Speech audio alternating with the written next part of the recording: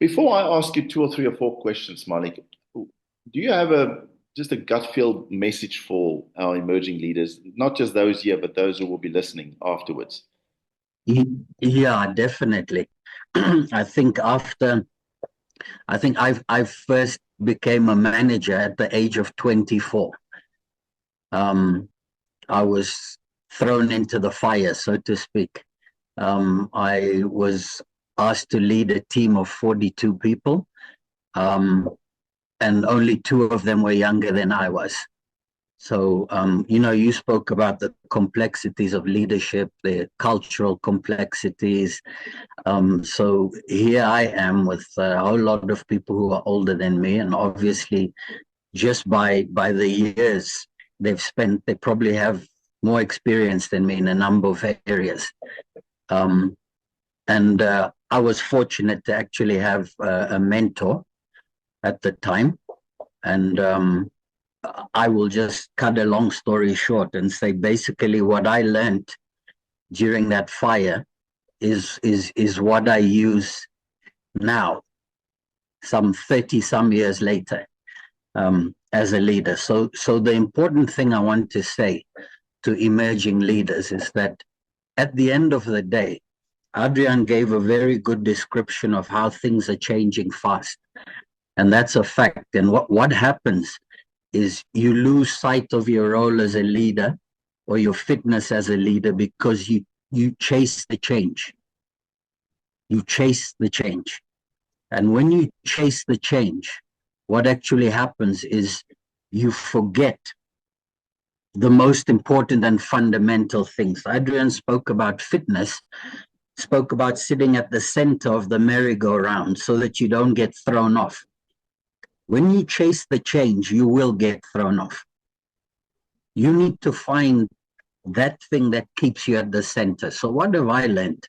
I've learned, and I'm in the technology space, and what I've learned is that to young people, I say, remember, as a leader, it will always and forever be about people.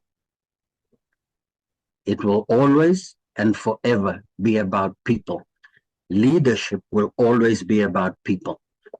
Everything else around us, the technology, things moving fast, AI and all of that, at the end of the day, the benefit of those things can only be achieved through people. So first lesson, that what I have survived, I've lived in different countries, I've lived in different industries, I've led in wars, I've led and I'm leading in hyperinflation, a depreciating currency. First rule, it's always going to be about people, meaning that your ability to succeed as a leader, your ability to survive or manage change depends on how you are able to mobilize people.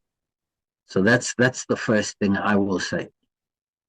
When I talk about self, the other thing I want to talk about is self.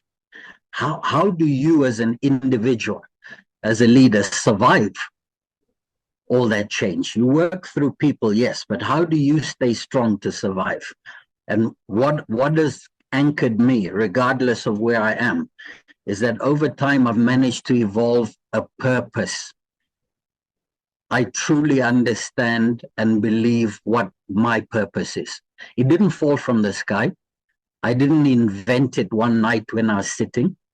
It's something that evolved by, as Adrian said, if you constantly go back and ask yourself every day, what have I done for self, for others, for organization, for society? If you keep having those kind of conversations with yourself, you will evolve and understand what your purpose is. So I have a very simple purpose, right? My purpose is I want to wake up every day and grow leaders. That's my purpose. My purpose is to grow leaders. What that does, now that I know that that's what Malik, that's what makes me tick, it doesn't really matter what industry I'm in. It doesn't really matter what country I'm in. It doesn't really matter what year I'm in, right? As long as I wake up and I'm doing something that enables me to grow leaders, then I keep going. It transcends all the difficulties. I've been in environments where I'm running a business where the inflation rate is 350%. The currency is depreciated by 400%.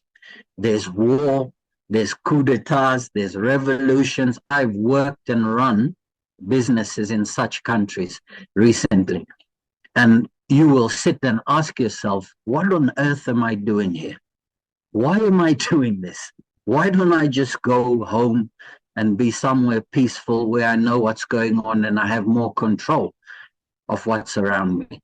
But what makes me stay, right, is when I look at some of my team members and they look up to me for learning, for knowledge, for support, right? Then that clicks with my purpose. My purpose is to grow leaders. And therefore, having that purpose has enabled me, has anchored me to stay in whatever environment I am in. So those are the two things. It's the two P's. Make sure you have a purpose. Make sure everything you understand is about people. Many people, when you say leadership has gone awry, Adrian, one of the main reasons is that people don't have a purpose. They don't have an anchor. So everybody wants to be a leader because they think they'll get a better office, they'll get a better salary, they'll have a nice car, they'll have authority. If that's what your purpose is, you'll come unstuck very quickly, because leading is sacrificial in itself. You have to give off yourself. If you're going to help and lead people in a purposeful manner, you have to give of yourself. So it's a very lonely place. It's an extremely lonely place. When there's a war breaks out in a country where I'm working, everybody comes to you to ask you, what should we do? You know how lonely that is, right? So if you don't have a purpose, if you don't believe in people, it will be a very difficult journey to be a leader. And just the last point on answering your question is that you should also remember that Adrian mentioned it. Leadership is not about a position, not at all. It's not about a position.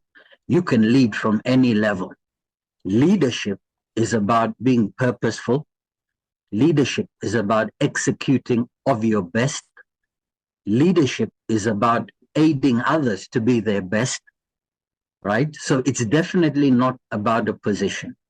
Someone who's cleaning the building or making the tea can stand out from other people who clean and make tea. There's something special about them, and it's because of the passion and the purpose that they apply to what they're doing. That is leadership.